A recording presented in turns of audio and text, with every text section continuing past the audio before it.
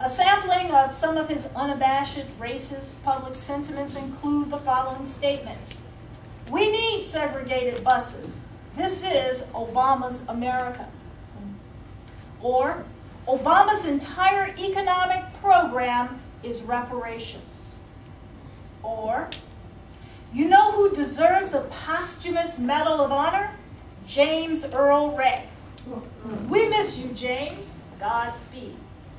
Or, Obama is more African in his roots than he is American, and is behaving like an African colonial despot. Or, have you ever noticed how all composite pictures of wanted criminals resemble Jesse Jackson? It gets better, it gets better. Give me a couple more. I mean, let's face it, we didn't have slavery in this country for over 100 years because it was a bad thing. Quite the opposite. Slavery built the South. I'm not saying we should bring it back. I'm just saying it had its merits. For one thing, the streets were safer after dark. Or, there are only 12% of the population. Who the hell cares? Two more. Another one. The NAACP should have riot rehearsal. They should get a liquor store and practice robberies. And finally, look, let me put it to you this way. The NFL all too often looks like a game between the Bloods and the Crips without any weapons. There, I said it. Racism has always been both an instrument of discrimination and a tool of exploitation, but it manifests itself as a cultural phenomenon susceptible to cultural solutions, such as multicultural education and the promotion of ethnic identities. Tackling the problem of cultural inequality, however, does not by itself redress the problem of economic inequality.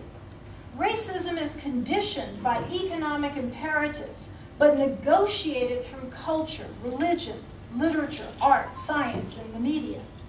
Moreover, racism and discrimination have been used as powerful weapons, encouraging fear or hatred of others in times of conflict and war, and especially during economic downturns. Yet, hope springs eternal.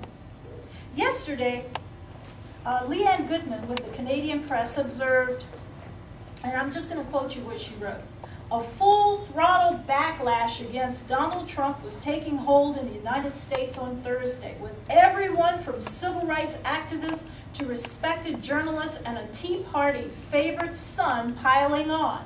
Even the usual unflappable Trump bristled at accusations he was a racist for raising questions about Barack Obama's academic credentials on the heels of suggesting the president wasn't born in the United States.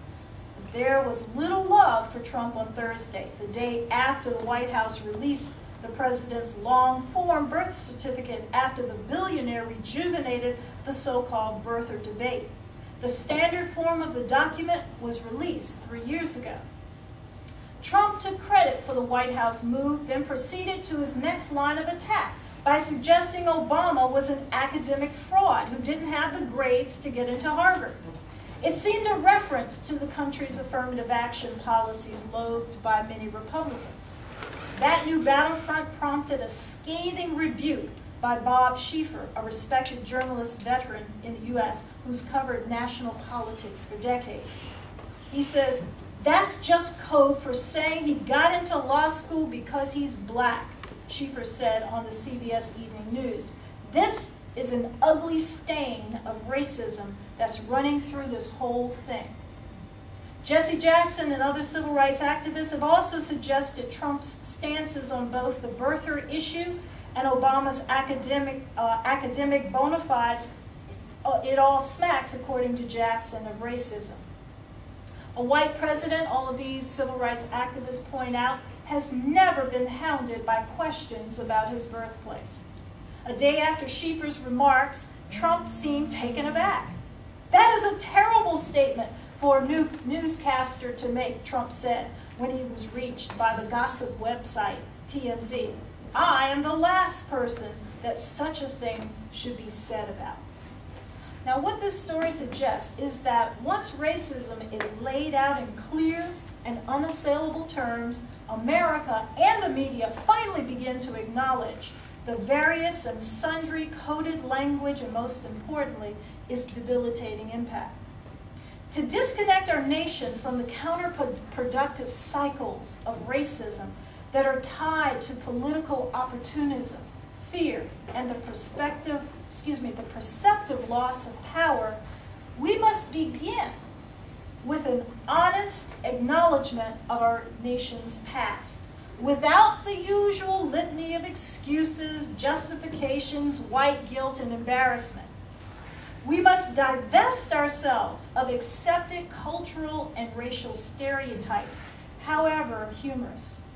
And we must resolve to construct a different national narrative and identity that is inclusive and diverse before any real attempts at resolving this American dilemma can be made.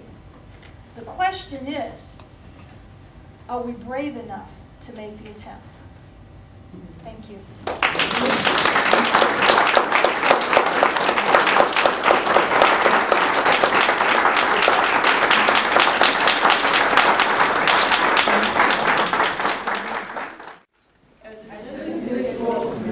Social justice, I stand with the YWCA against racism and discrimination of any kind.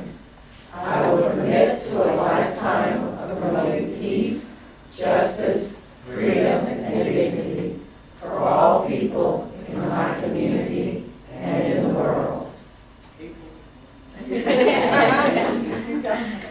Thank you all so much for joining us today. We appreciate it.